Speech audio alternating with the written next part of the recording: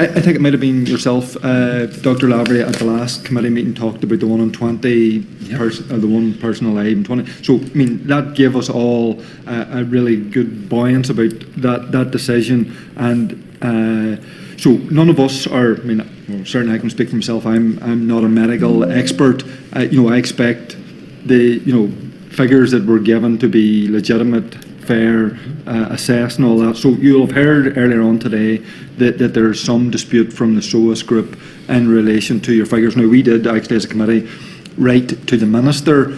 So we received his response in relation to those figures literally just as the committee was about to start. So I don't really want to comment on them because I haven't read them in detail, but I would like your assessment. If you're happy now, I'd like to give you a full explanation, so I'll try and keep it brief. Now, CHKS, it's a multinational company. It provides healthcare data for 70% of the acute trusts in the UK. So what happens is when a patient is admitted, certain data is entered in every hospital ward in basically all of the hospitals in Northern Ireland. That's onto a legacy system called PAS.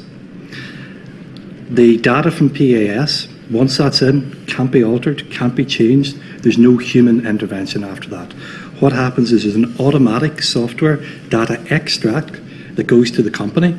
They analyse it and they send you the returns. So I think it's reasonable to state that the data returns that we get are independent. And I don't think SOAS were saying the data, there was anything wrong. But they were saying, and they were saying even the company that carries out the testing, that the set of statistics wasn't large enough to make the data worthwhile or useful. Let's actually look at the numbers. I think that'll be really important. Now, there are 4 main criteria that we get out. So there's RAMI, which is mortality rate, there's complications rates, there are readmissions in 30 days, and there's average length of stay. I'm going to start with RAMI. Effectively, RAMI is a ratio. Now, if you imagine you have a population in one area that's considerably older, let's say with more smokers, their death rates in surgery are going to be higher. So you have to have a way of using all the available data to try and get numbers that allow you to compare your service with others. So one of the reasons that CHKS came in was actually due to the Stafford issue. So all hospital trusts need to have quality data to show how they're comparing and how they're doing in comparison to other trusts. Now, I'm actually going to read out the raw numbers because basically when I talk about raw numbers, these are simple averages of the data returns. So the combined RAMI figures from January 2020 to November 22, when we had the temporary cessation of EGS and SOAS, were 98.75. So you expect a number of 100. So we're doing okay in the Western Trust, slightly below what you would expect.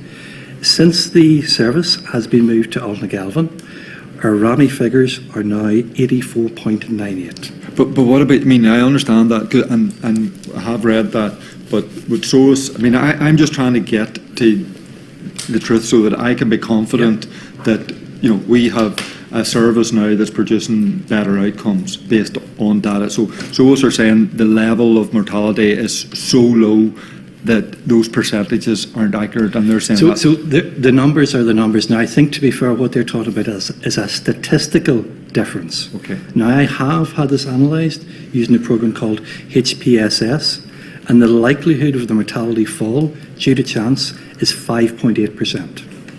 Now, technically speaking, they are correct. The value that you talk about to make sure that something is statistically different is 5%. As we get more figures, I expect that to improve. Okay, so I think what they're talking about is very different. They're talking about statistical difference, and I do take their point. That's why we're very, very clear with their data and with their numbers. Now, the thing is, it's not just RAMI. They didn't really touch on any of the other returns that we get. If you look at the complication rates, our complication rates, again, when we look at the pre and post change, have fallen by 20.7%. Our readmission rates are down by 21.9%. The only index that's actually increased is the average length of stay.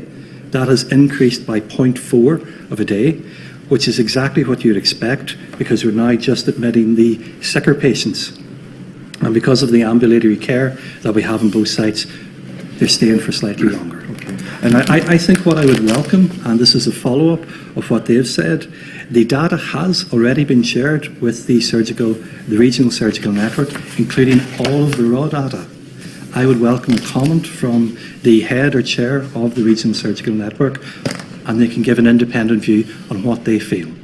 Now, while you can talk about statistical differences, etc., if we were to wait, let's say, they talk to think about 1,000 deaths, we wouldn't have a statistical difference for, 20, 30 years? We can't wait that long. We need to have assurance that what we're doing is safe and it's right for the population. And all of the evidence I have so far from CHKS is that our outcomes are better. Okay. Now, the other thing is, none of this is unexpected.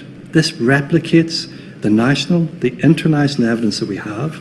We have our EGS safety standards, which were published in 2022. We now fully comply with these.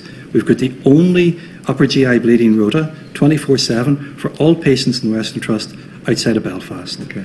You know, all of this is what we would expect to see. Okay, fair enough. So I'm going to move on. I'm just going to try and get as much of my questions on as I can. So